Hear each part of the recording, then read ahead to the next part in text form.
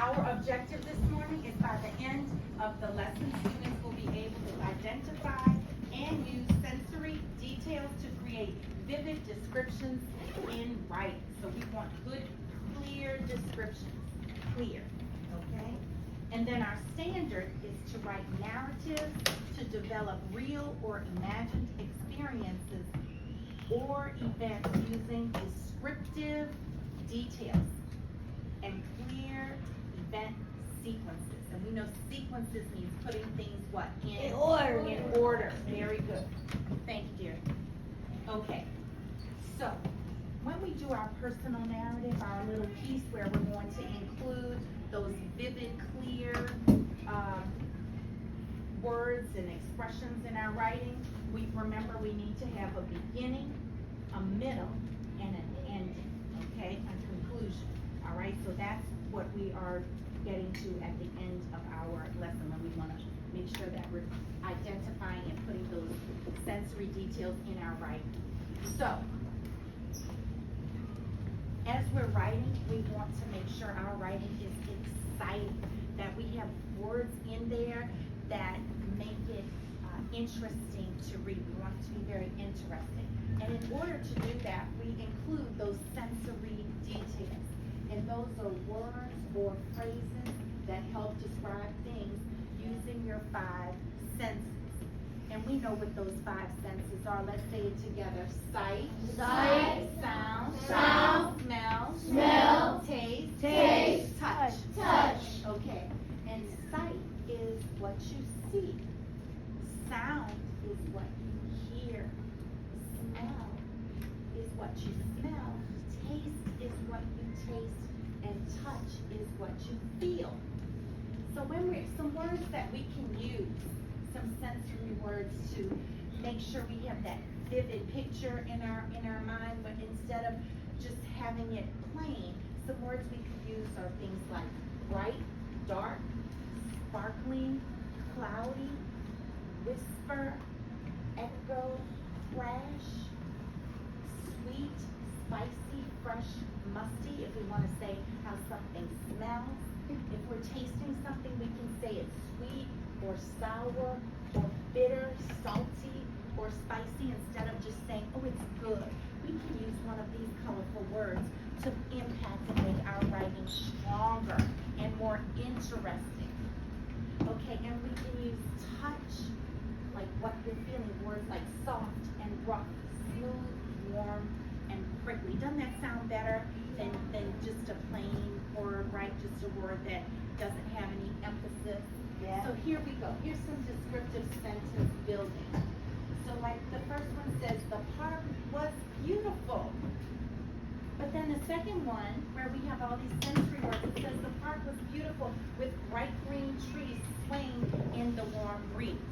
So I can, in my brain, I'm thinking bright green. Oh wow, that's a really popping color. And then I can think about a warm breeze and they're swaying, and it's a whole other vivid, colorful sentence instead of just it was beautiful. Where here it's plain and boring. And we want to have colorful, fun sentences that make me want to keep reading your narrative. And then the next one says the ice cream was delicious. And so our sentence where we included those words, we have the ice cream was smooth and rich, melting quickly. So when you have that second sentence, how do you feel about that sentence? Yes. He said it gives him more things to think about when he's reading it. Okay? When we're using those sensory details. All right, so we have a little quick, very quick video that kind of brings it all together for us.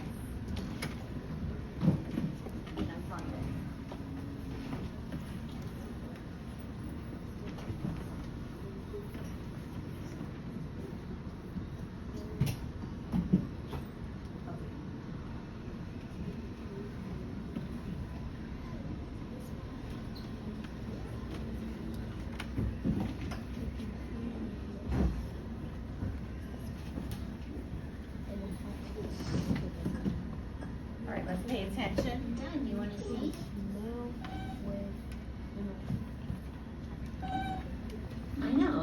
looks different, but I'm painting too. These words all describe the flowers. I painted a picture with words. Get it? Well, what I mean is that you can use your senses to write about something. What are senses? Wow, look at that bright orange butterfly. When you see something, you use one of the 5 senses. There's also touch.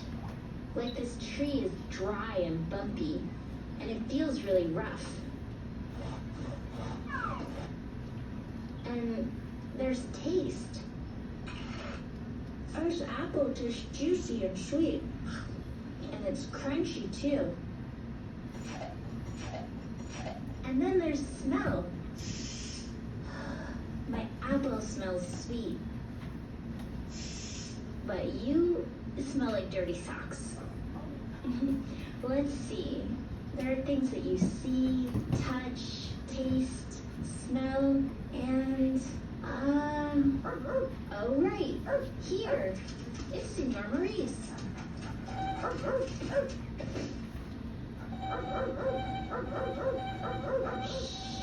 You guys are really loud. How can you write with your senses? Whenever I write about something, I concentrate on everything I see, touch, taste, smell, and hear. I take notes and I write down words that I want to use. Sometimes I close my eyes so I can really concentrate and not let my mind wander off. Stop. I'm concentrating.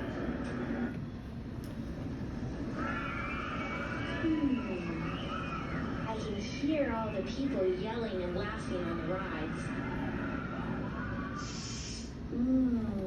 I can smell sugary cotton candy and it's making my mouth water.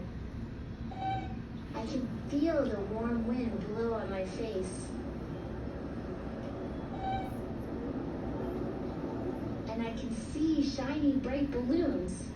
Sometimes I concentrate on only one sense if I think it's really important. Like, I'll focus on how Grandpa's apple pie tastes, with the crunchy crust and the sweet apples and the soft cold ice cream. I hope my description tasted good. Why should you write with the senses? I guess it helps your reader's imagination if you describe things. Describing words are called adjectives. They make your writing come to life. Like, you can write, the South Pole is a cold place. I know, pretty boring. Or you could write, in the South Pole, a thick white blanket of snow and ice covers the land.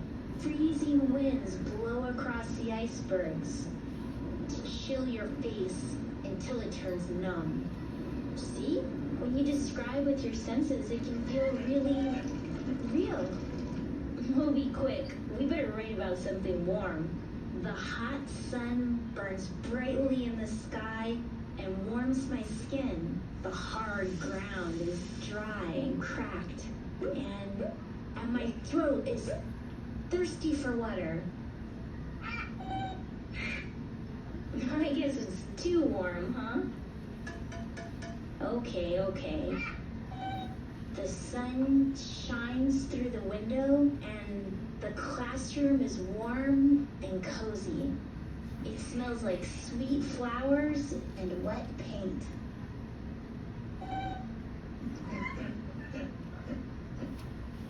All right. Okay, so.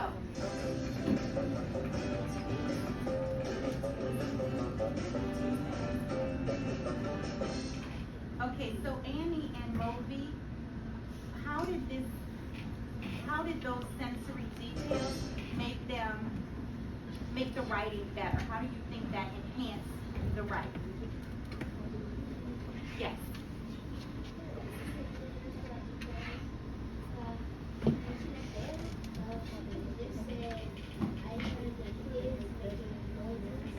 Okay.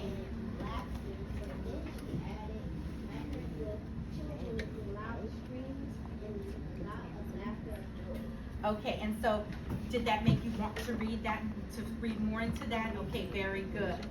All right, yes. They made it better because now the reader wants is imagining how it can look like when they distracted with the sponsor. Right. Very good. Excellent.